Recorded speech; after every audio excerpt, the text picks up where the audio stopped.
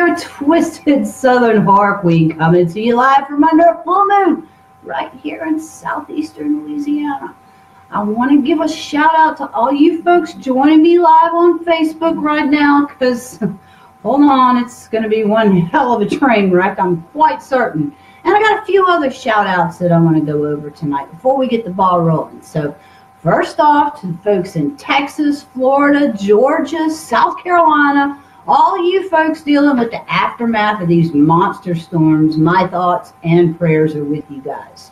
And one other last shout out before we get started to Derek Ladner of D&M Graphics.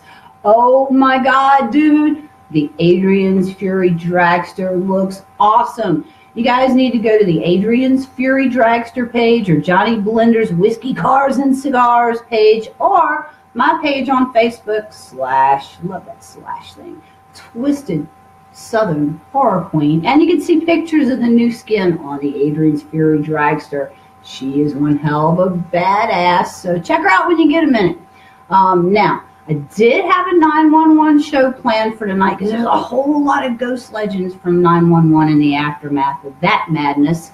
But because someone got too wrapped up in his Twinkies last week and neglected to tell me that I wouldn't have a producer for my show, we're going to do last week's show tonight because, well, that's how I roll. So with that being said, I hope you guys enjoyed your Labor Day weekend last week, Matt Hazley. And because you're tuned into the most bizarre, macabre, and haunting show on Armed Radio and TuneIn Satellite, I thought you'd like to know that Labor Day was established because of a bloody and violent event, because why else would I be talking about it, right? All right, let's see if I can get my notes rolling, because you guys, I am a 80s child, and if you think that I remember all these stories by heart, no, not so much. So anyway, Labor Day got started. See all these riots and stuff today that start off like protests? Yeah, that's not a new thing. Back in the day when the railway industry was just kicking off, there were basically no labor laws, and these guys that work for these moguls that own the railway and locomotive industry will work like dogs for hours in horrible conditions, and the pay was shit. Well, when the recession of the 1890s hit, these fat cats start laying off their workers and cutting the already measly pay of those that decided they'd stick it out. And by May of 1894, protests start popping up. So in June, Congress passed legislation to make the first Monday in September a day to honor these hard workers, and that was supposed to make everything all better. Guess what? It didn't. And in fact, it pissed them the hell off. By July, these protests and riots had gotten so far out of control that President Grover Cleveland sent down forces to crush these riots. Yeah, that went over like a fart in Sunday school, too. So when the troops arrived, the shit hit the fan. These disgruntled workers started flipping over train cars and causing all kind of problems. Dozens of folks died as a result of being shot or stabbed to death, mainly stabbed to death by the bayonets of Cleveland's forces. And I think it's just trashy that these folks didn't even rank a bullet, the worth of a bullet. Finally, anyway, by mid-fall, the rioting was contained. And we freak out when there's 2 or 3 days of rioting now. This madness went on for months back in the day. And to think Congress thought they had really done something fantastic by giving these laborers a day of recognition, that sounds like some Hillary Clinton mess right there. I'm just saying. Yeah, thanks so much, right?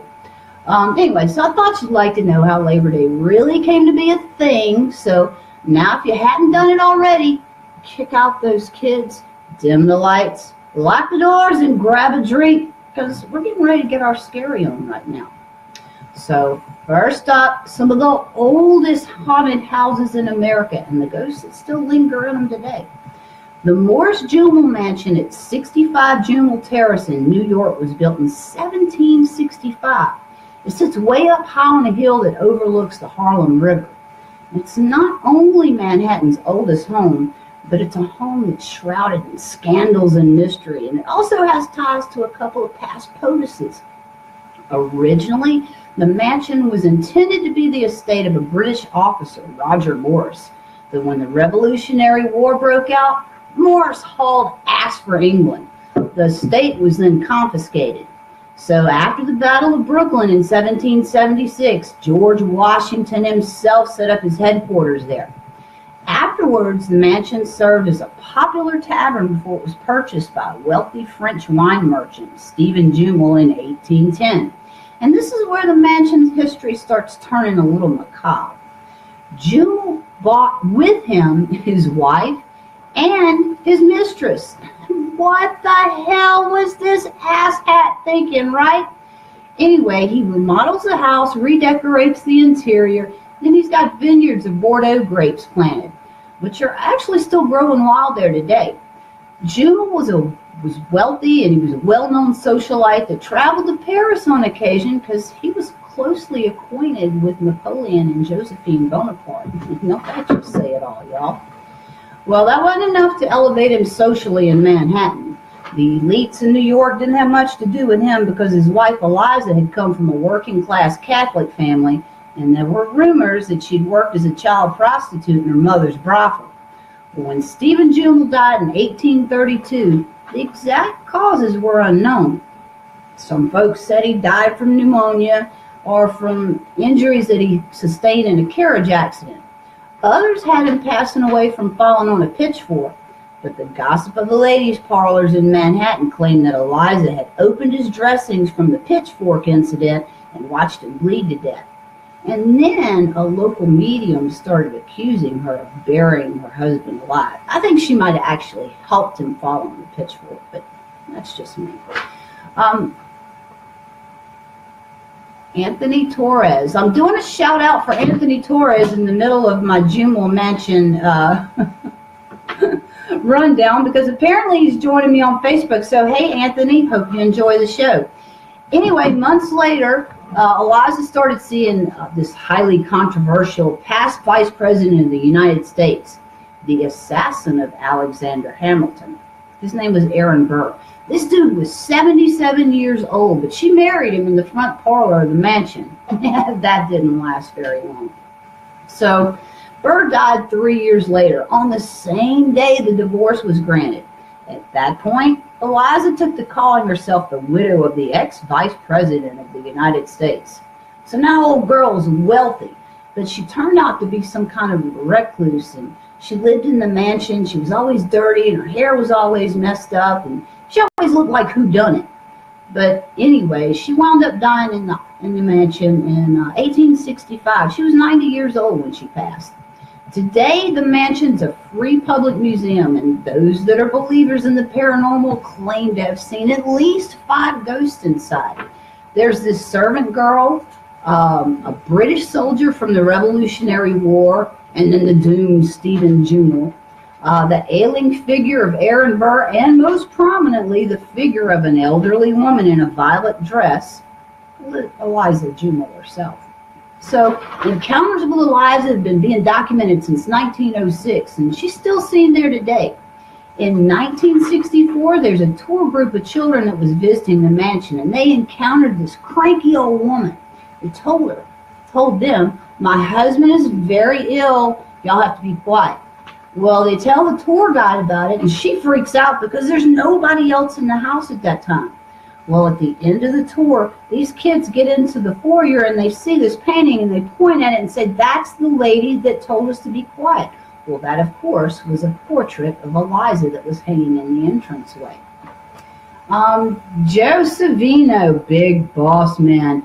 Okay, just a short break here, folks, in Facebook Live world. Bite me, Joe. All of me. Bite me. Okay, hey, Anita. Nice to see you, too.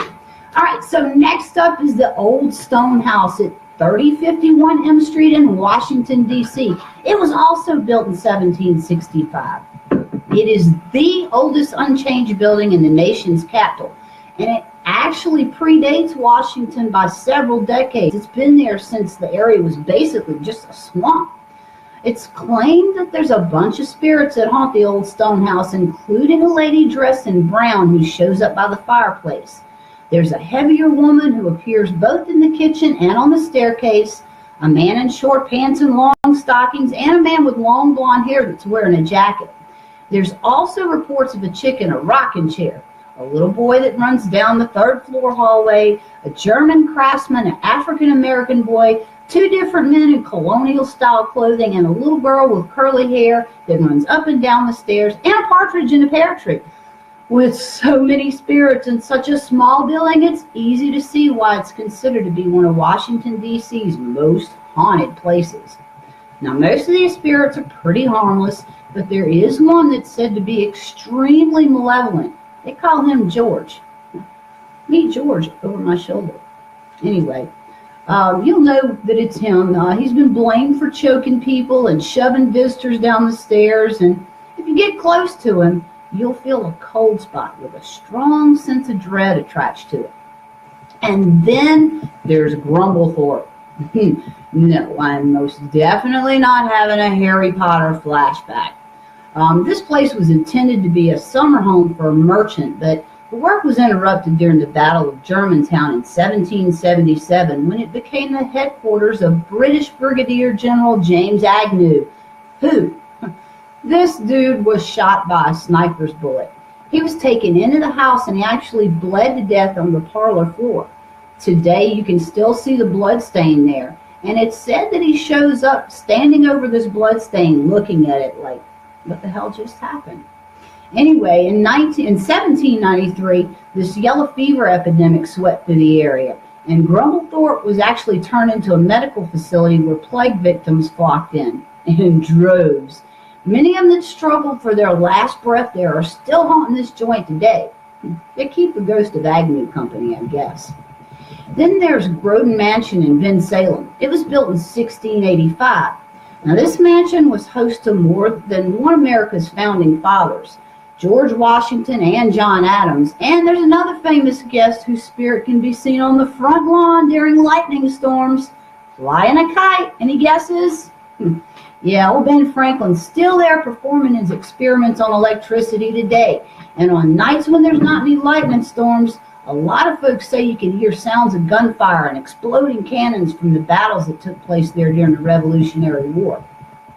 Then there's the Seabrook Wilson House, which we talked about on a past show. It's also known as the Spy House. That was built in 1663, and it still stands today in Monmouth, New Jersey. But during the Revolutionary War, the house was a popular tavern where the innkeepers would eavesdrop on plans of drunken British officers, and then they'd relay their ramblings to the Continental Army. And nearly a century before that, the sadistic Captain Henry Morgan was rumored to torture his prisoners in the basement there. These days, Morgan's getting his jollies out of scaring the hell out of kids in the gift shop. But then there's one other spirit. It's the apparition of a woman in white. She drifts from room to room searching for her dead baby. Hey, Mike Hunt and Joe Tapia. You guys, I have Big Johnny Blender in here helping me tonight. Of course, he's screwing with me terribly, but we're going to make it through somehow. Anyway, y'all know if you listen to the show that I really like talking about the haunted history behind some of these old haunted houses and cemeteries and stuff like that, because if you want to know about the ghosts that are there, you really need to know the history of the place and what it was that actually happened there to cause these ghosts to stay there till today. It's cool to know those things, and I also like looking at the pictures that are associated with these haunted houses. Hey, William, nice to see you tonight. So what I've done is I've taken 10 of the most famous and well-known ghost photos ever taken. Okay, thank you. And I'm going to give you the rundown on them and try to give you the creepy history that's behind them. Now, you're not going to be able to see the pictures even on Facebook Live, but this Friday, my blog will come out. It will be on authorlynnGibson.com, and I will also share it on my Southern Horror Queen page on Facebook. That way you guys can see the 10 pictures and read the little stories that are behind them. I think you'll find it very interesting. So let's let the countdown begin, right? Oh my God! Picture number 10 is of a ghost known as the Brown Lady. This picture was taken in 1936. Yeah, they had cameras back then. Now, this photo wasn't the result of some prehistoric paranormal investigation.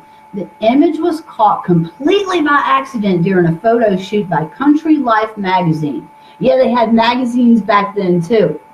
The Rainham Hall estate in Norfolk, England was one of the most posh mountains in the area. The owners were ecstatic when they were notified the magazine wanted to feature their home in an upcoming issue. This photograph in particular was being taken to show off the majestic stairway. But when the film was developed, the apparition of a woman wearing a brown brocade dress could be seen as she descended the stairs. So who was the brown lady? Well, according to legend, she's the ghost of Lady Dorothy Walpole. That's the sister of the first Prime Minister of Great Britain. She was the second wife of Charles Townshend, who was notorious for his violent temper. Legends say that when Townshend found out that she'd screwed around on him with Lord Wharton, he punished her by locking her in her room. She was held prisoner there by the Countess of Wharton, and her husband never allowed her out, not even to see her kids. So she died in that room of smallpox in 1726, and folks have been documenting encounters with her there ever since 1835. Y'all gotta check that one out. It's pretty awesome.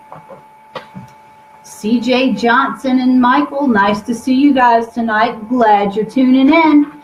Okay, so picture number 9 is of the tulip staircase. This is going to catch some of you guys off guard. It's another example of a specter that was caught on film by complete happenstance. The photo was shot in 1966 by Reverend Ralph Hardy in the Queen's House section of the National Maritime Museum in Greenwich, England. Now, Hardy was a retired clergyman that only intended to take a picture of the tulip staircase. But again, when the film was developed, he discovered that he'd also captured the apparition of a robed figure ascending the stairs. The original negative was examined by experts, including folks from Kodak. All of them concluded that the photo had not been tampered with. People have reported seeing unexplained figures and the sound of footsteps in the same spot for years prior to and after when this picture was taken. Now, I've done a little digging, but nobody knows for sure who that spirit could have belonged to. But I did run across another documented entity in the Queen's house. Many of them have claimed to hear these unexplained footsteps on the staircase, as well as the sound of chanting children. And one of the most unsettling sightings is that of a pale woman that's dressed in old-fashioned clothing who's mopping up blood at the bottom step. Rumor has it that a maid was thrown from the upper landing and she crashed to that bottom floor to her death. That was over a 50-foot fall, so not a pleasant ending. Now, you guys are going to have to wait for my blog to see this photo, but I'm betting you've seen the tulip staircase. You guys ever seen the movie, what is it? Now You See Me. It's about the magicians called Four Horsemen. Well, if you've seen the sequel, there at the very end, the camera's panning up on this wild-ass staircase. That's the tulip staircase. Hi, Mandeville Mike. Photo number 8 is a little more recent. It's the Phantom on a Farm picture that was taken in 2008 during a photo shoot at the rural farm in Hertfordshire, England. This farm was going to host a wedding, and the couple-to-be wanted a few shots of the farm to use along with the invitations. So they sent their friend Neil Sandback out for a photo shoot. Again, we have another shocked photographer. Neil could not believe his eyes. There, staring back at him, was the figure of a boy dressed in white night clothes. He was peeking at Neil from behind the corner of a barn. And as with most of these pictures, I can't find a lot on the boy or who he could have possibly been. But I can add that both the owners and the staff at the farm have had frequent run-ins with this little boy in the same spot where he was photographed. Now, picture number 7, we've definitely discussed here on the show. I remember telling you guys that this single photo, out of tens of thousands that I've looked at, sent some serious Arctic chills down my spine. This photo was snapped during an investigation performed by Ed and Lorraine Warren in 1976. Yeah, I'm talking about the DeFeo boy with the glowing eyes that was photographed on the staircase. What the hell is it with ghosts hanging out on staircases anyway? Well, anyway, tons of rolls of film were shot in his house during the investigation. Photographer Gene Campbell was frustrated as hell as he's going through frame after frame of these negatives, and he found nothing until, out of all those shots, there was only one photo that caught something, and the man was at the mother lode. Now, with this picture, we all know who the spirit belongs to. Just about everybody who's seen it, along with me, believe that this is the ghost of John Matthew DeFeo, who was only 9 years old when he was murdered by his older brother. Only one of the brutal deaths that spurred the Lutz family nightmare, which we've all come to know more commonly as the Amityville Horror. Photo number 6 is the backseat driver. This one was taken by Mabel Chinnery in 1959. She and her husband had just driven out to visit her mother's grave. Well, her husband decides to wait out in the car during the visit, and when Mabel wraps up her conversation with Mom's headstone, she decides to start walking back to the car, and she took the camera and took a quick snapshot of her husband as she's walking up toward him. Well, everything's cool, and then she goes to get her film developed, and when she starts flipping through these pictures, there's a passenger in the back seat. Now, considering that film quality wasn't really all that back in the 50s, this is one amazing shot. You can plainly see a woman sitting directly behind Mr. Chinnery. Her facial features are vivid, and all the way down to the white collar and dark jacket that she was wearing the day she was buried.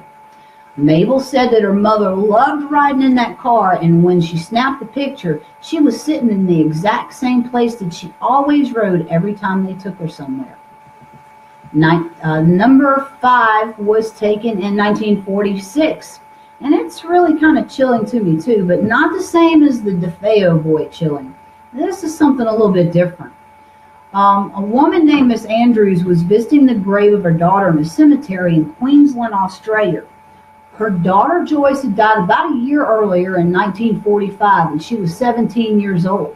So Miss Andrews saw nothing unusual when she shot the picture of Joyce's gravestone, but when the film was developed, she was astonished to see the image of a small child sitting happily on her daughter's grave. Now, this ghost child was obviously aware of her because it's looking directly into the camera and smiling.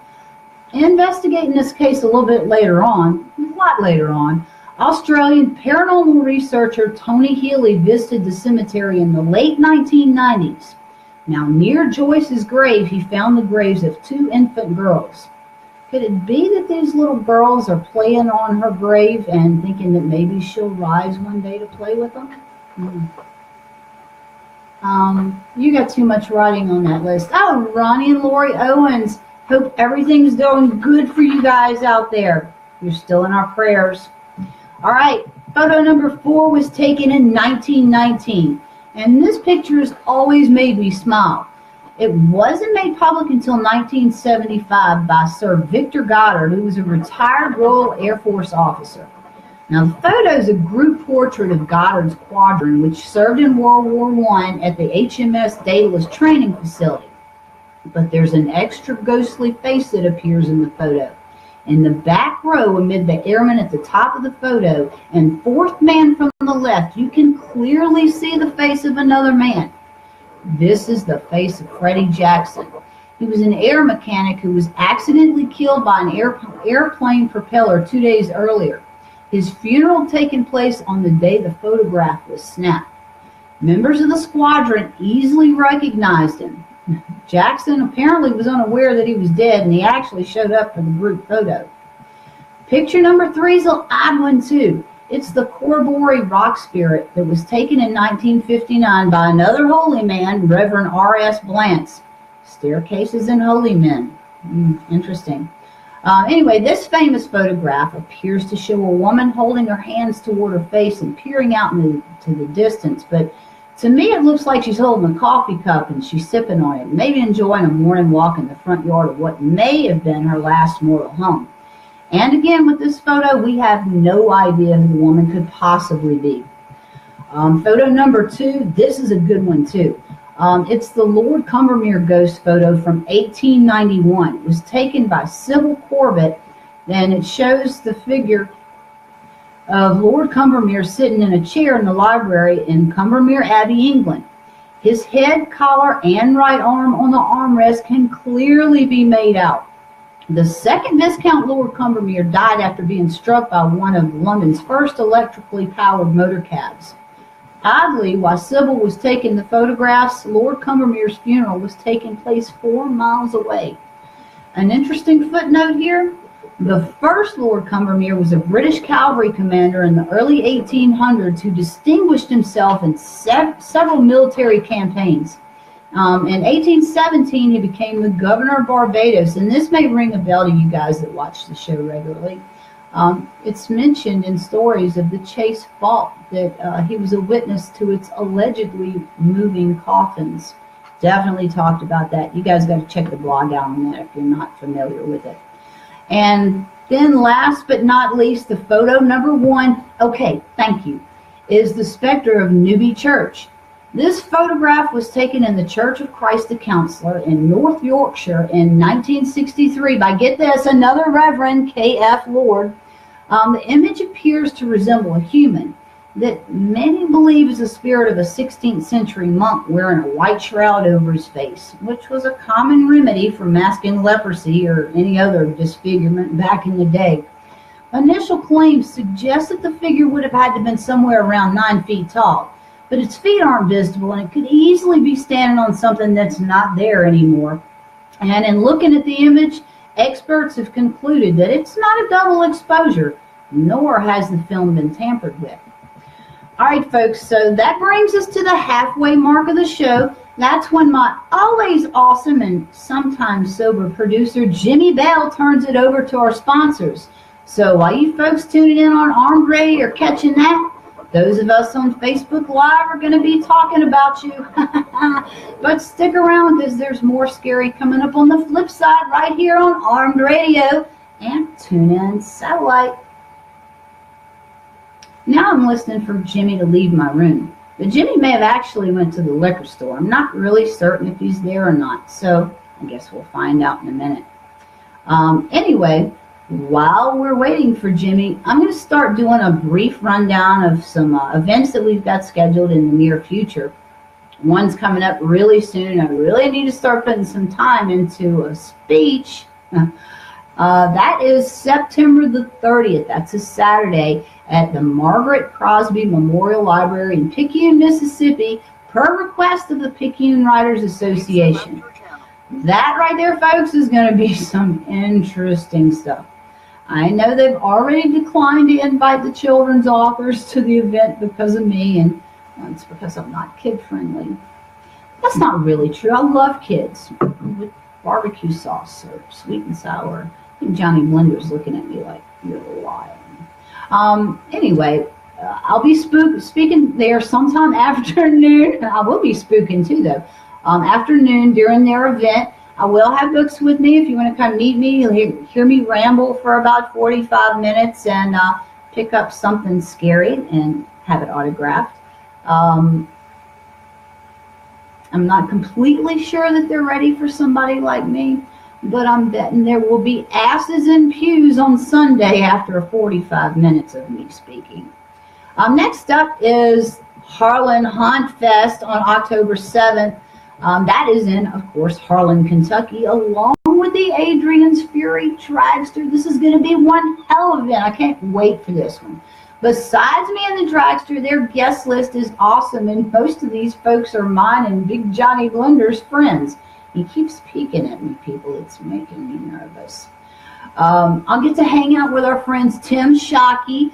He travels around with the Green Goblin head from Maximum Overdrive. He is a hoot. And then my demented friend Sal Lazard, a.k.a. Vampire Santa. I have a very special place in my heart for him. My withered little heart. And then there's more. Our friend Josh TKO Turner, who's a pro wrestler and an actor on The Walking Dead. He's going to be there along with another friend of ours, artist Matthew Atchley. He's going to be there too. But that's just a few of the folks that he's got lined up. There's all kind of activities, contests, All kind of crazy stuff. Big Johnny Blender, help me out. What else is going on at Harlan Haunt Fest? And he smiles. Big Johnny Blender is never quiet. He opens his eyes at 5 o'clock in the morning, and along with his eyes opens his mouth, which doesn't shut for the rest of the day. Yeah, but tonight, while he's behind me making faces at me from behind my monitor, he's going to be quiet. Fantastic.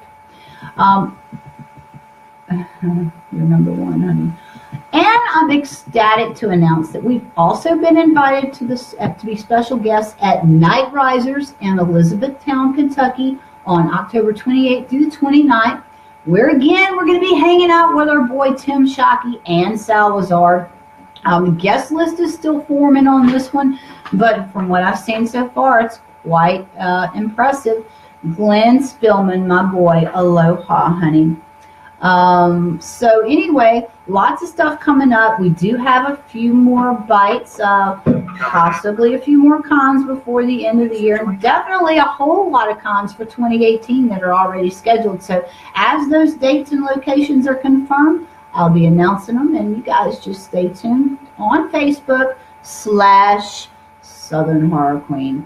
All right, so everybody out there in Armed Radio Land is back. We were talking bad about you, but I'm not going to tell what we said. Anyway, you guys are all gluttons for punishment because you're still here. But that's good because I've got more creepy haunted history in store for you. The second half of the show this evening is a result of a request by an avid listener of the Twisted Southern Horror Queen show, my friend John Baring. He actually reached out to us while we were out of town were we at Southern Geek Fest for this one? Yes. Again, he doesn't speak.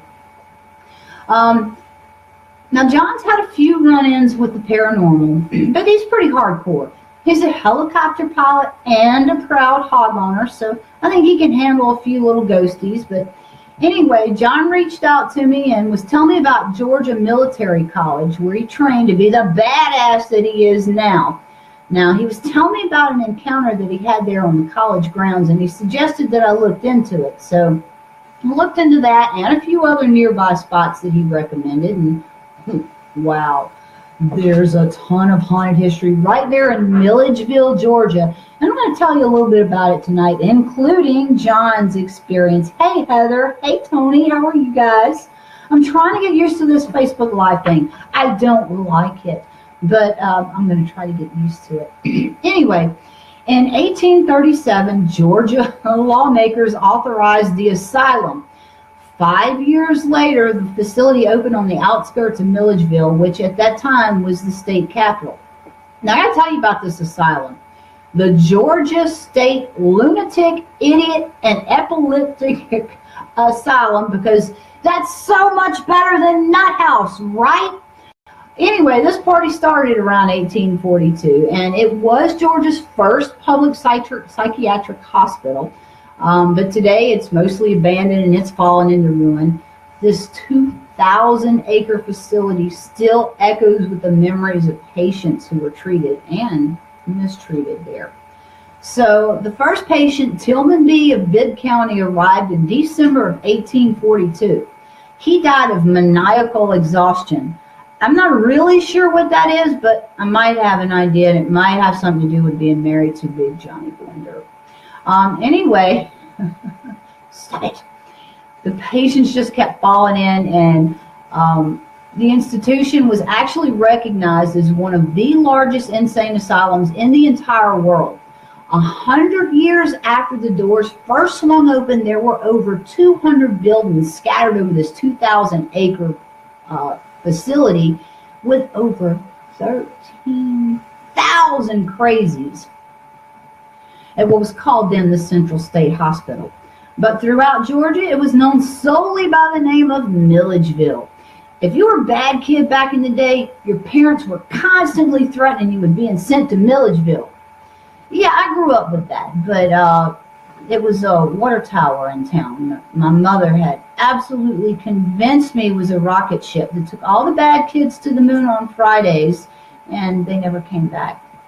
That explains a whole lot, doesn't it? Anyway, this novelist named Terry Kay grew up in and around Milledgeville in the 40s. He confirmed that the word Milledgeville was a word of great power. Milledgeville, city of crazies, kind of like Independence, Louisiana. It was a word that was associated with fear and mystery, a word of, now you want to talk, thank you. A word that classified strange folks. I guess I'd be Milledgeville, Gibson. A lot of these loonies were shipped to Milledgeville with unspecified conditions or disabilities, most of them which didn't even classify as some kind of mental illness.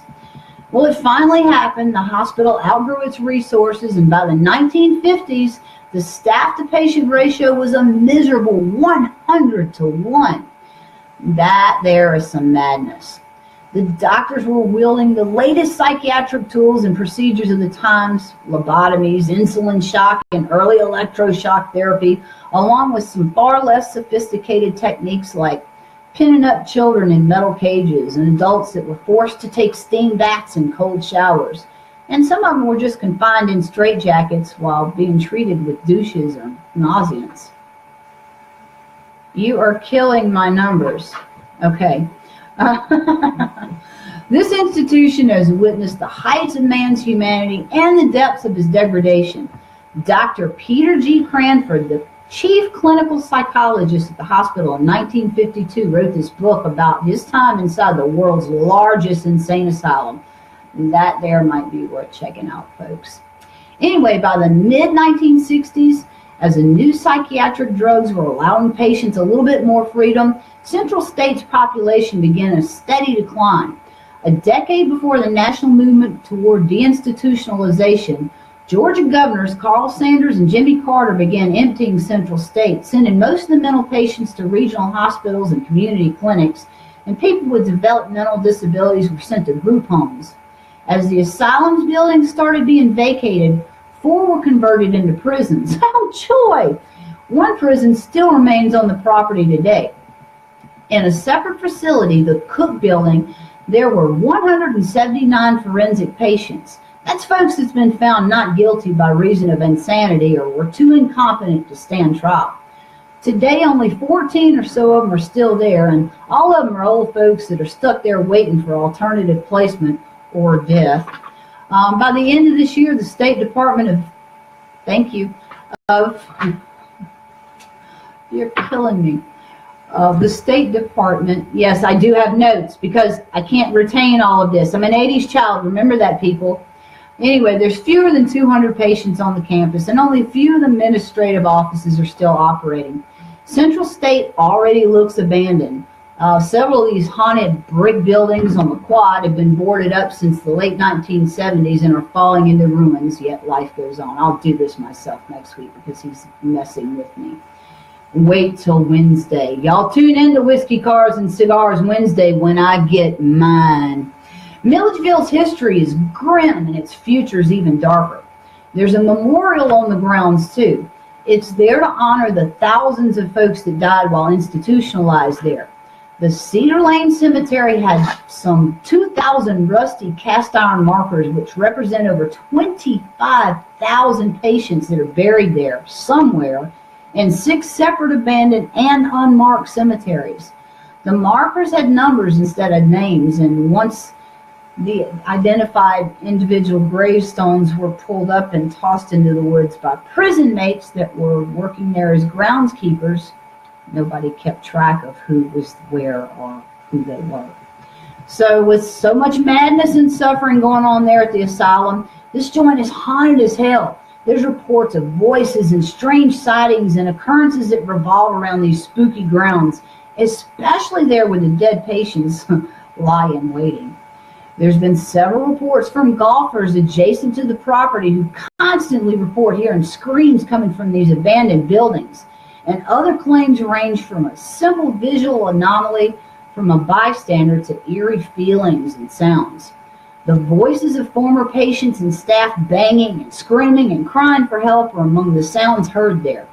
Others have seen figures looking hopelessly out of the windows or seen lights turn on and off in the hospital, which no longer has electricity. Explain that, doubters. Footsteps have been seen or heard in the hallways, and audio recordings have been produced from the site with voices calling out for revenge against those that tormented them. The Central State Complex doesn't offer one particular spirit or horrendous event or correlation of many, many years of anguish. Now, next up is the old Capitol building, which is over 200 years old. It's the oldest public building of its type in the United States. Let me give you a quick rundown of history here. For the first years after Georgia became a state, the Capitol was located in Louisville. But on December 12th, 1804, the state legislature voted to designate Milledgeville as a permanent capital of Georgia. The following year, a whopping $60 grand was appropriated to build the Capitol building. The highest point in the city was reserved for the State House Square, where construction began on the new Capitol building in 1805. Now, the building required 1,377,266 bricks, 65,000 shingles, 44 windows, 200 feet of window glass. All the bricks were made in Milledgeville, and the massive structure featured walls that were 3 feet thick. Before the Capitol was completed, the Georgia legislature met there in 1807. There was this train of 15 wagons that brought the archives and treasury in from Louisville with military troops as an armed escort.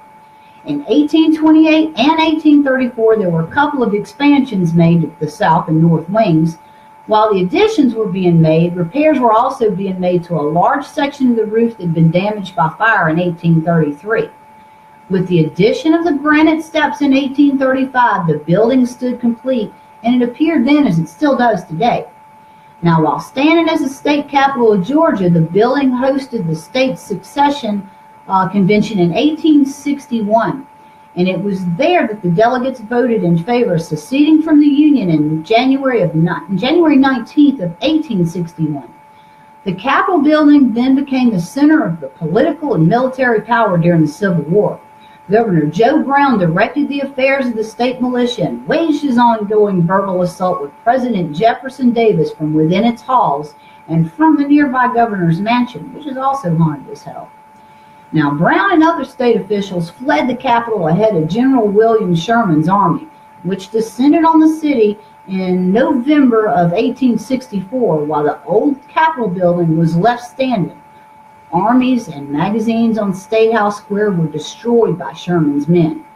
Led by Brigadier General Judson Kilpatrick, Union soldiers convened a mock legislative session in the building and repealed the state's ordinance of secession.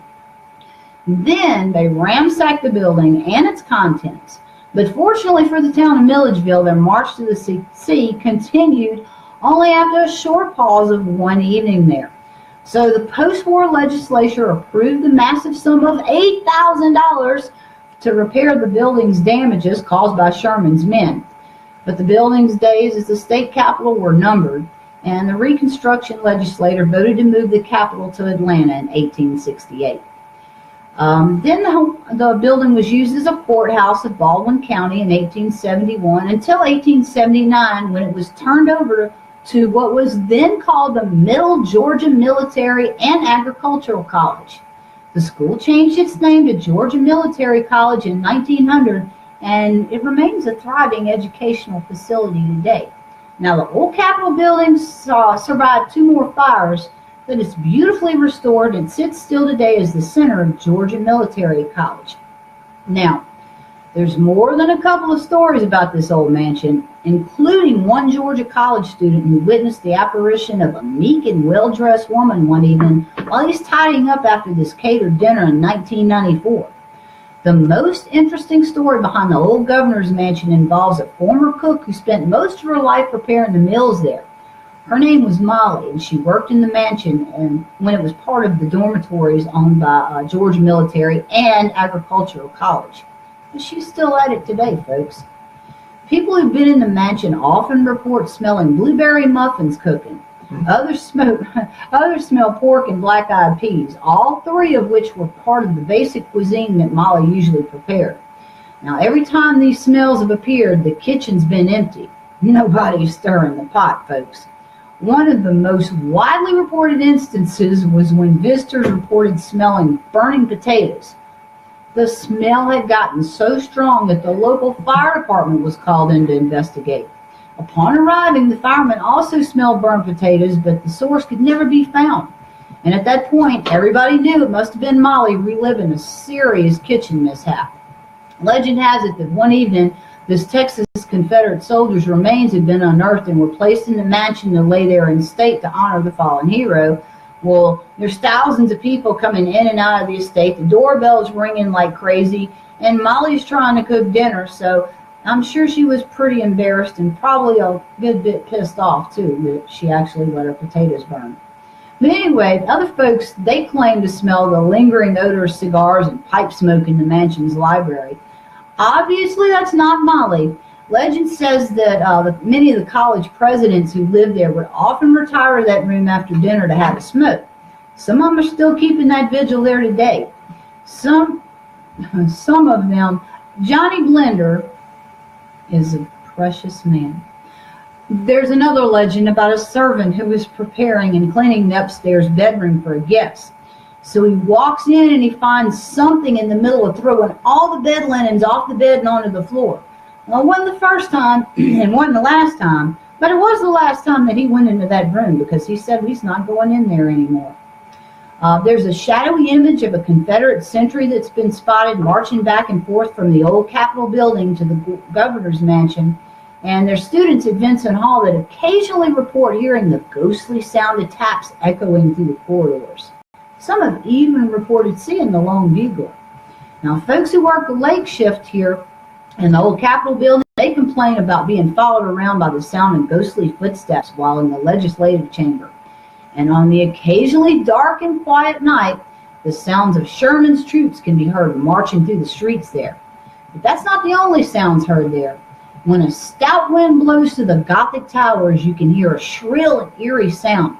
It's known as the soul wind, and it's compared to the sound of moaning or crying, and sometimes it's said to sound like a howling wolf. In 1994, there were some students preparing for a dinner when they were approached by another woman in a long black gown with her hair tied up in a bun. But when she was spoken to, she only smiled and nodded and vanished into thin air. And then one of the oldest ghosts that's there was the young brother of Governor Brown. He was wounded in battle and was brought back into the house where he died in the parlor in 1864. His painful groaning can still be heard there today. And then there's my friend John Baring's experience. Now, John did such a great job jotting down his memories, and I'm actually just going to read them verbatim to you. You're signed on. Hey, John, just now starting to talk about you. I guess your ears were ringing. So anyway, John said, yes, I believe in ghosts. I've never had any real ghostly experiences until I was a cadet at Georgia Military College. Now, Georgia Military College looked much different in the 70s than it does today. The classroom building, which is now the administrative offices, was the actual Capitol building of Georgia during the War of the Yankee Aggression, or the Civil War. The old gymnasium sat where the main classroom building sits today. And when I was a cadet there in the late 70s, the old gym was off limits. It was used for storage. But these stories were floating around that it was haunted by a couple of cadets that died there long ago from smoke inhalation from a fire that they accidentally set. I wonder if that's the same fire from 1933, John. Could never find anything else on it, but it could be. Anyway, John goes on to say, of course, since it was off limits, a few of us just had to sneak in and check it out. We found an old box of World War II hat crests, so we swapped them out with our issued hat crest, and nobody ever caught on. He still got his today.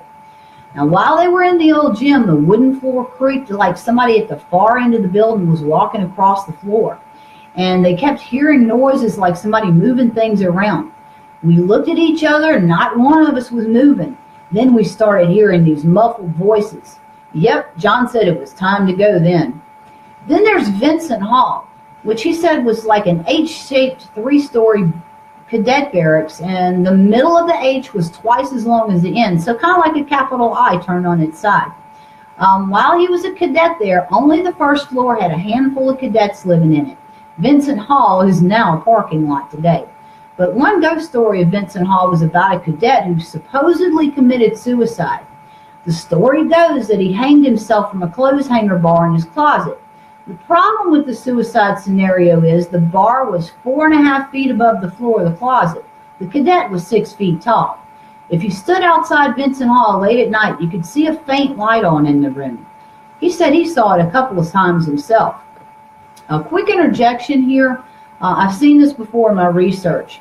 If somebody is hell-bent on hanging themselves in a closet hanger, is their only option, what they'll do is they'll strap their legs up with a belt or something and kick the chair over after they've hanged themselves on the closet hanger. It is tragic, but it does happen. And that does explain exactly how this could have happened. So true, could have been a definite suicide there.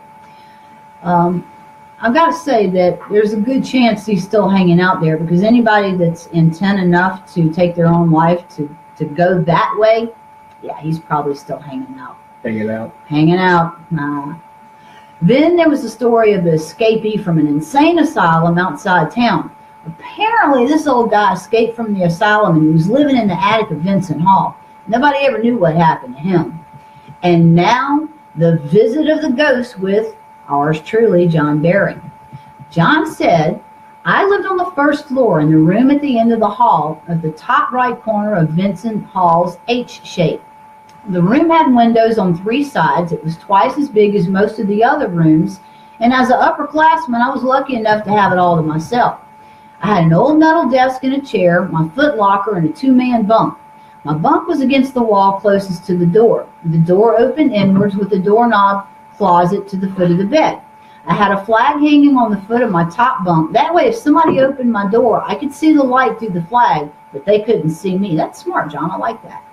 Late one night, something woke me up. My door hadn't opened. I just felt like something wasn't right. As I looked to my right, I could see the light from the street lights filtering through the old oak trees outside my window. Someone was standing there, about 5 feet from me. It was a solid silhouette. The light coming through the windows didn't pass through it. I thought it was another cadet messing with me. So I jumped up to tackle him, and he darted out of my room. But this is where it starts going downhill fast. I was in arm's reach of him, but I couldn't grab him. My door swung open and closed. In less than a second, I had the door open, and there was nobody there. You couldn't walk barefooted down those halls without an echo, but there wasn't a sound. It was dead quiet, and it was about 20 feet from the next hallway. He would have had to have traveled 20 feet in half a second. That's when I realized it was a ghost. The ambient light in the room would have identified who it was. It was just a solid black full silhouette. So yes, I believe in ghosts. Yeah, John, I bet you do, and I can see why. I do too. So, wow. Big Johnny Blender's going to get his ass kicked. Hey, folks, see that black thing hanging behind my head? That's my whip. We might put that into use tonight. I got a question. Yeah, Johnny Blender has a question. Was it John that sent you the picture of the tall ship in Lake Pontchartrain? It was. Or the Gulf of Mexico? Mm-hmm. That's right. And there was no tall ships in the Gulf of Mexico? That's right.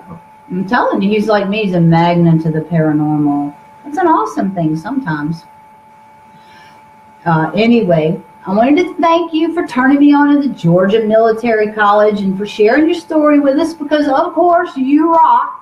Also want to thank all you listeners out there for tuning in tonight, and I hope to see you back here next week on Armed Radio and TuneIn Satellite.